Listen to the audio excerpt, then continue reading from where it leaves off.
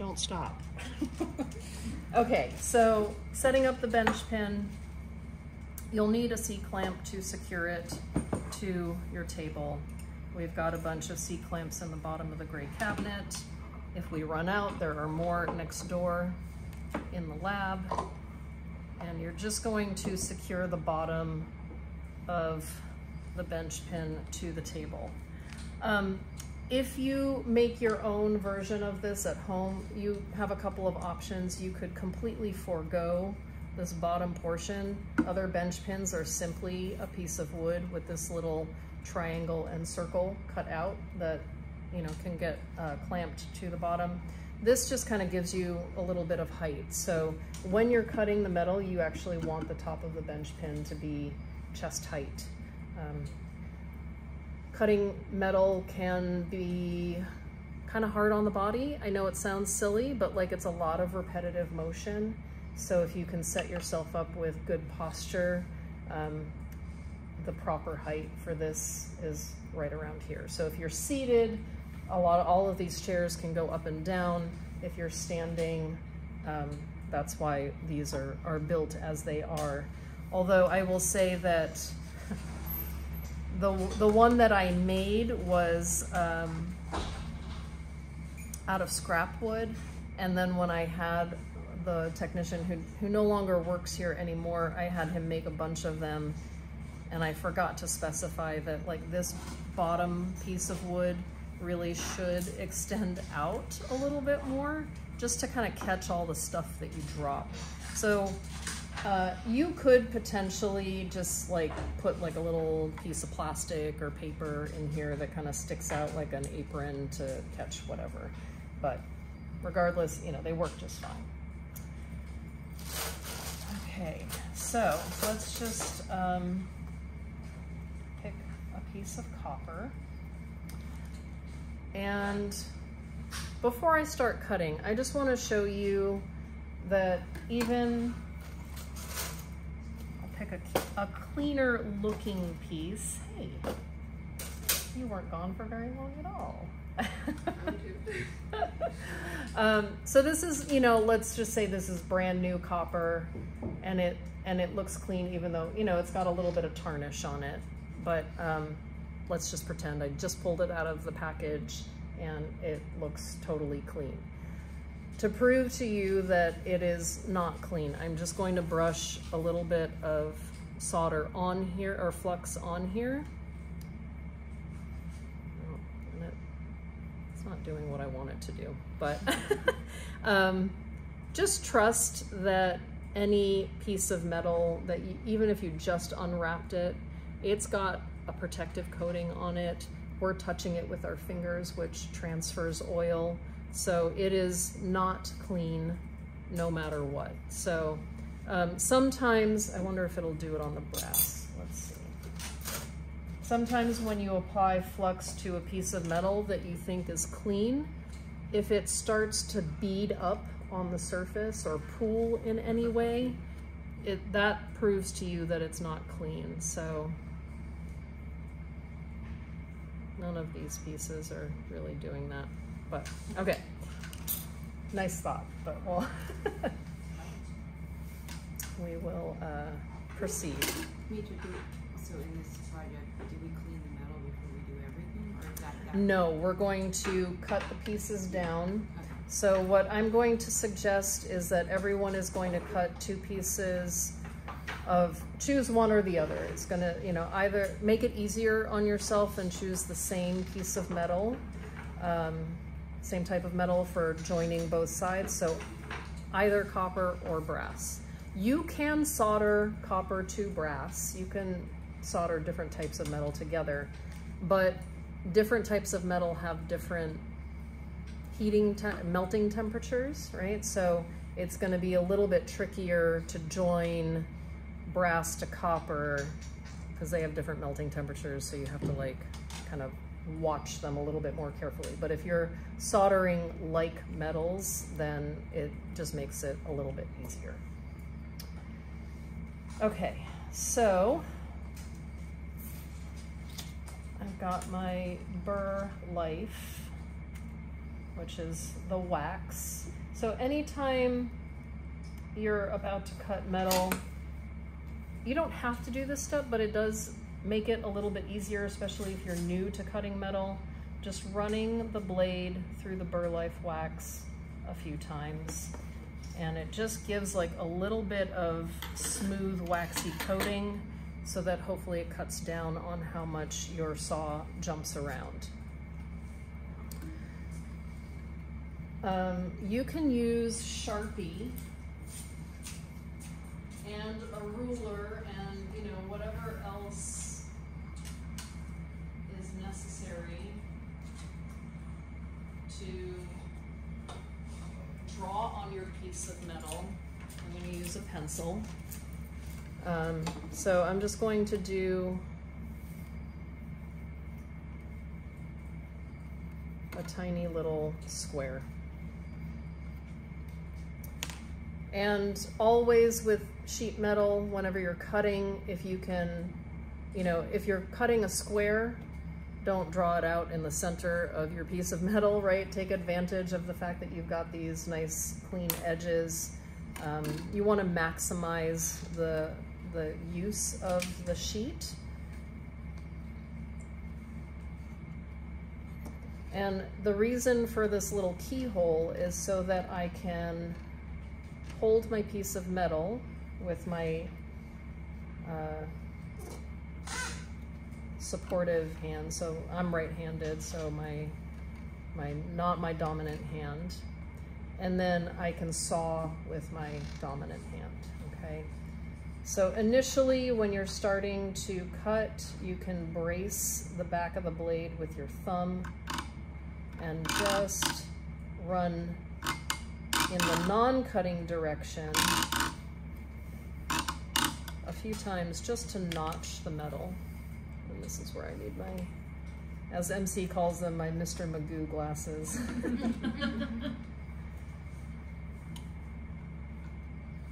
So getting started often is the hardest part.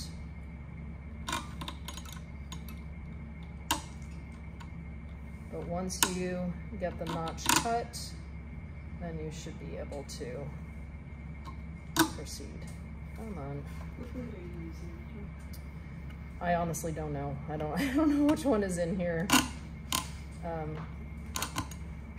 Whatever was in there from last semester. Okay, there we go. So when you have the metal on here, the more that you can bridge the sheet metal on either side of the little keyhole, the better. It prevents the metal from jumping up and down. And the jumping up and down is what leads, oftentimes will lead to blade breakage, okay? So I'm bridging the divide here, bridging the gap. And what I see oftentimes is people holding the saw like this. You really want to train yourself. Think of it as like a little sewing machine, right? It's just going up and down, up and down. Wow.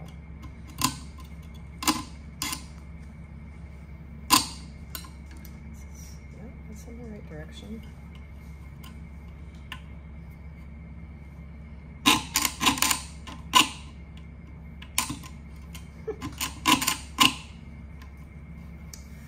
Oh my goodness.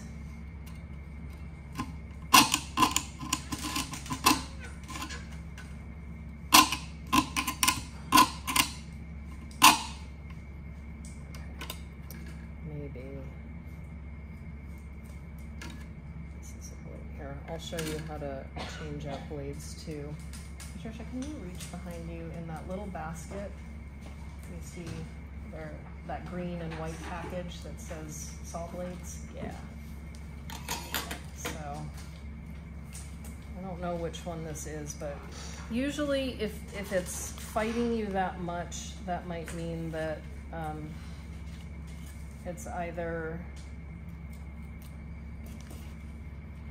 too fine or too wide in terms of the teeth per inch. So I'm gonna try to go down a size.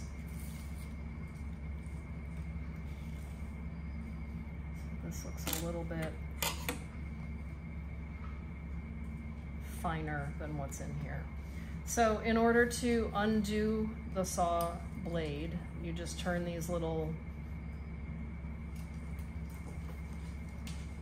wing nuts, and you want the teeth to be pointing down. So these are so teeny tiny. I'll pass around the one that I'm taking out, and I want you to run your finger and see if you can like you should be able to tell which way the teeth are facing. Like this way, it feels very smooth.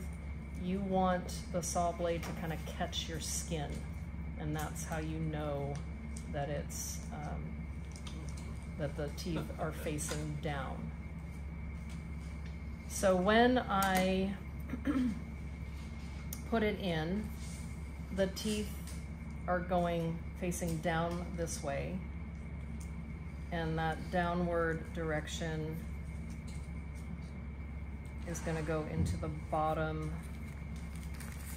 clamp.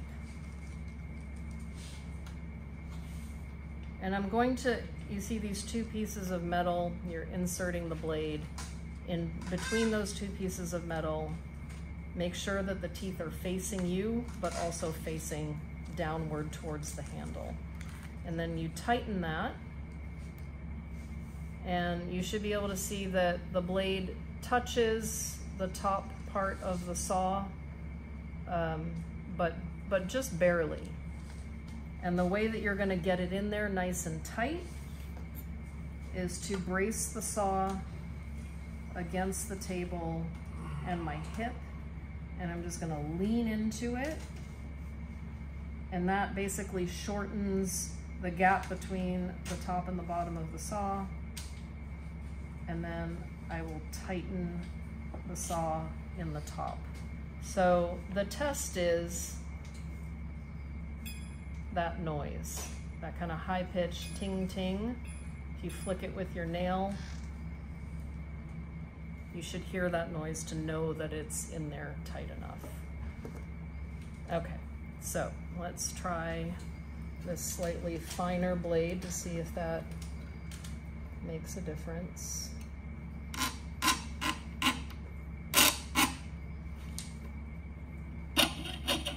There we go.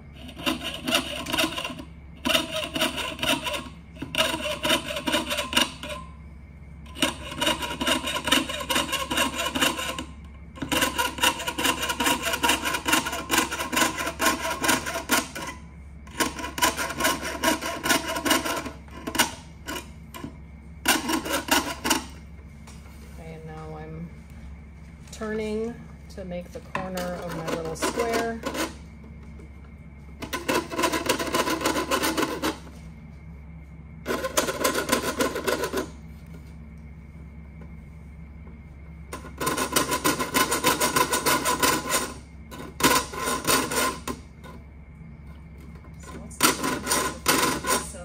What's that?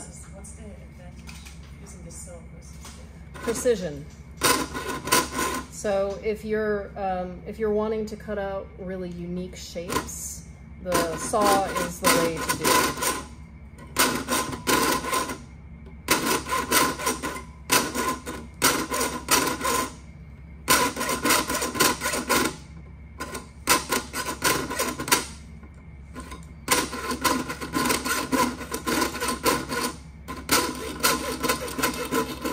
So as I'm turning the corners, I'm making kind of smaller movements.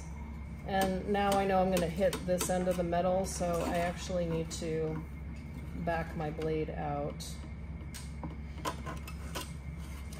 And now I'm just going to cut the last side of it.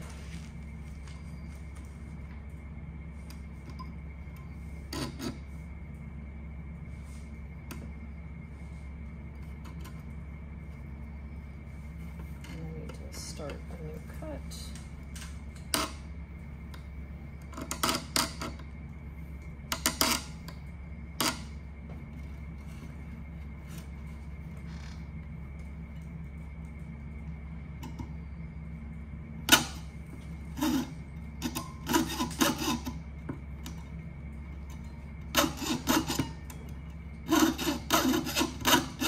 So as you're sawing, the more that you can just go straight up and down, go slow. If you go too fast, you will break blades.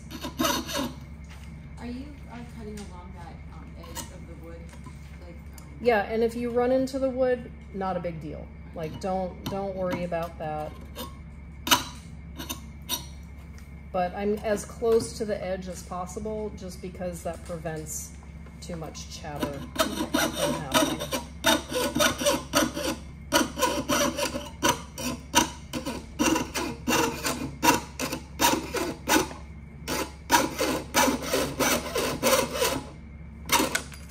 Okay. Whew. So now, just with that piece dropping out, you might understand now why it's kind of nice to have like a little catch basin at the bottom. Sophia, can I have you grab one more thing? yes. In the drawers behind you, the metal files. Just either one of those red packets. Yeah, perfect. So I will pass this piece around. I want you all to feel the edge of the piece that I just cut, which is not at all square. So I'm going to use the files to kind of clean up the burr that you'll feel, but also to kind of square it up a little bit more. So feel that.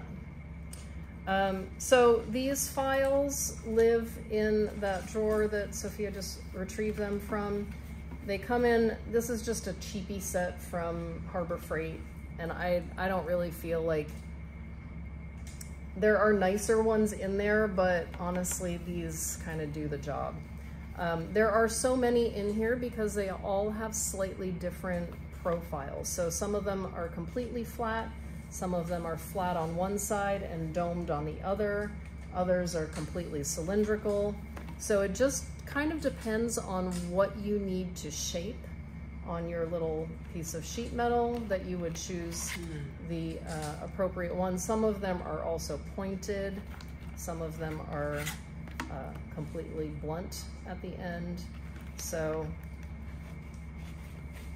you know, convex for any kind of curved surfaces, flat for flat.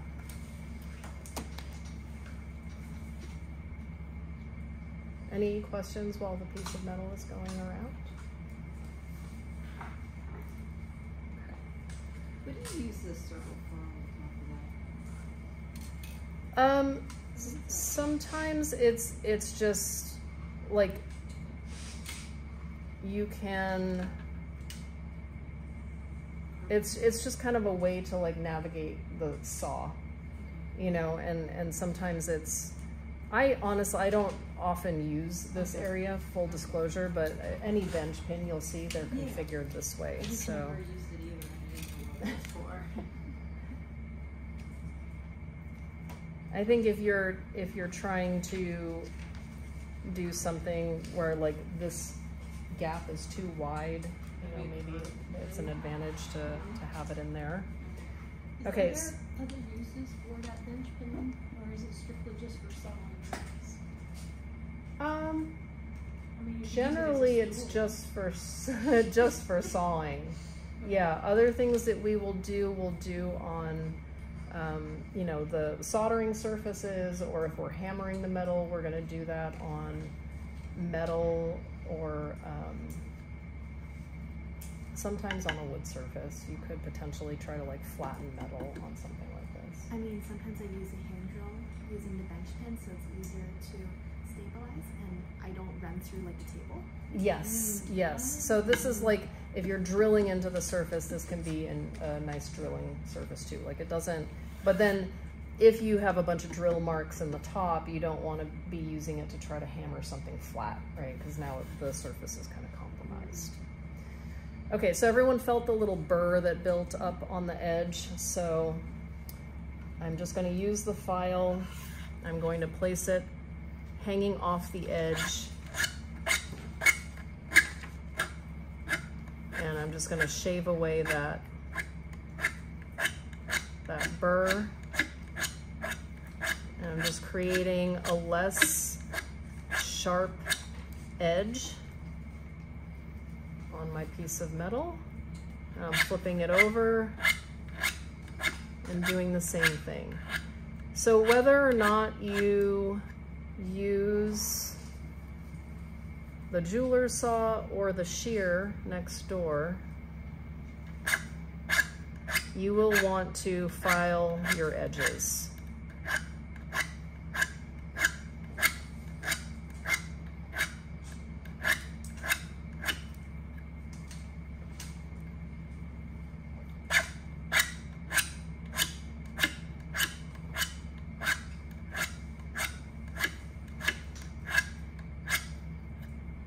And in this case, I'm mostly just getting rid of that edge, but you know, if you don't cut super precisely, you can use the files to reshape your piece of metal. If you've got really drastic reshaping to do, you might consider trying to saw more precisely. You could potentially also use, you know, Dremel bits and do it that way, but oftentimes I prefer the manual, even though it feels like a little bit more labor, but it does allow you more precision. Okay, so there's piece number one for all of you when you're cutting your pieces of copper or brass. They don't need to be any bigger than this. What's key is that you're getting a nice straight edge, but not until I cut my second piece will you understand why. So that's with the jeweler saw. I want to take us all next door and show you that shear, and you'll be like, oh wow, why would you ever use a jeweler saw? Yeah. Once you see that. So I'm just gonna get rid of that piece for the moment. Can't you use something like scissors? You can use heavier duty shears. Scissors is not, they won't cut through this, right? This metal is thick enough that you're not gonna be able to, you're gonna ruin scissors in 2 seconds if you try to cut through metal that is this thick.